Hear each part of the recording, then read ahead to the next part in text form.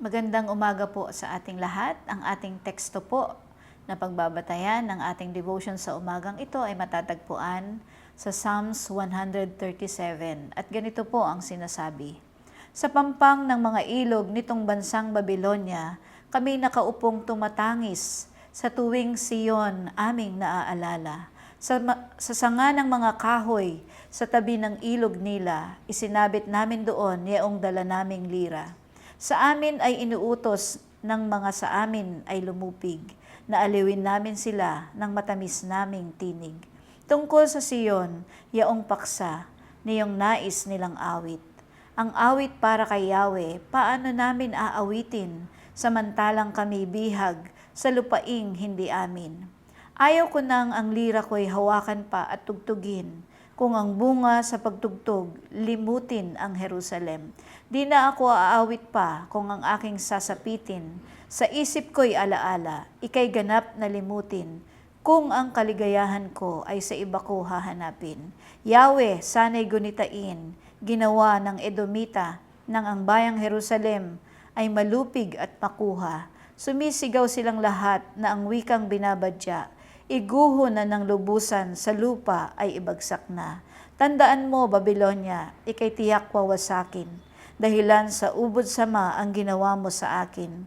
Yaong taong magwawasak, mapalad na ituturing, kung ang iyong mga sanggol, kunin niya at durugin. Muli po, magandang umaga po sa ating lahat.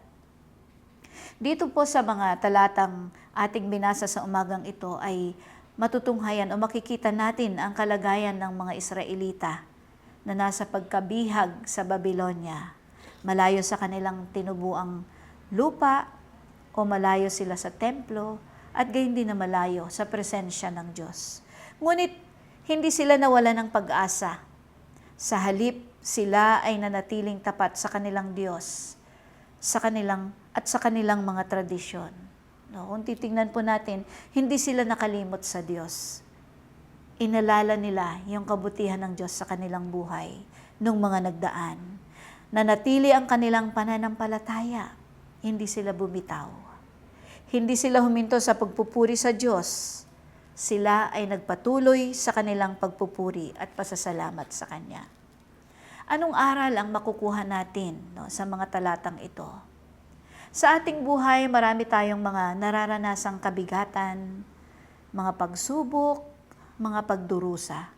At kung minsan, pakiramdam natin na parang ang layo-layo ng Diyos sa atin, tulad ng mga Israelita.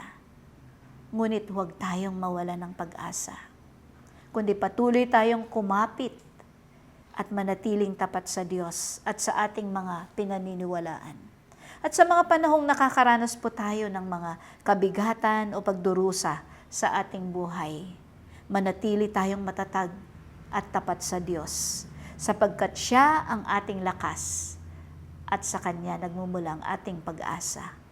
Lagi natin din tatandaan na kailanman ay hindi tayo nilayuan o hindi tayo nilalayuan ng Diyos, kundi Siya ay laging nariyan.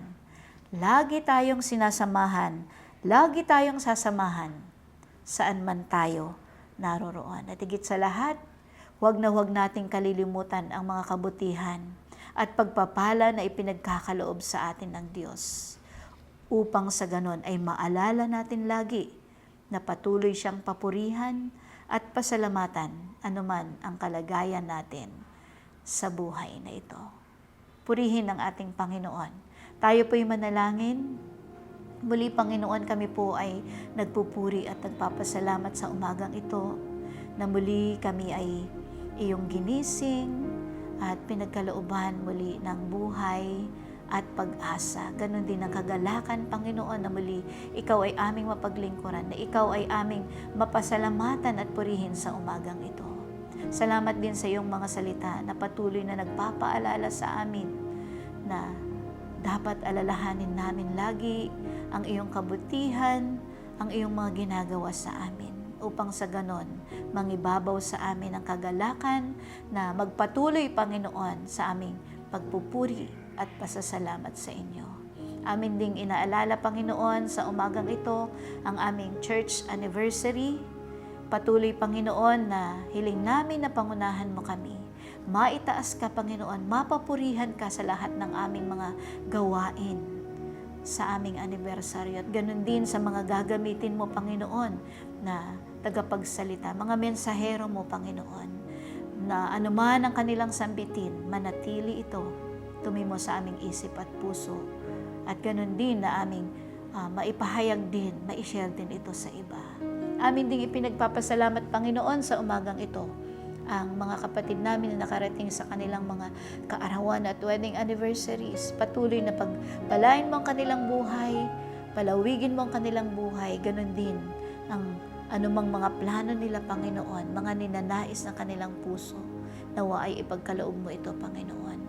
Ganun din sa maghapong ito, Panginoon, na aming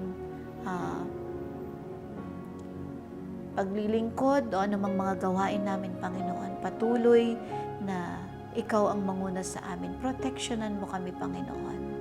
At sa lahat ng aming sasambitin, sa lahat ng aming gagawin, mapapurihan ka at madakila ka. Maraming salamat, Panginoon, at aming pinagkakatiwala sa inyo ang buhay ng bawat miyembro ng aming iglesyang ito. Ito ang aming dalangin sa makapangyarihang pangalan ni Jesus. Amen.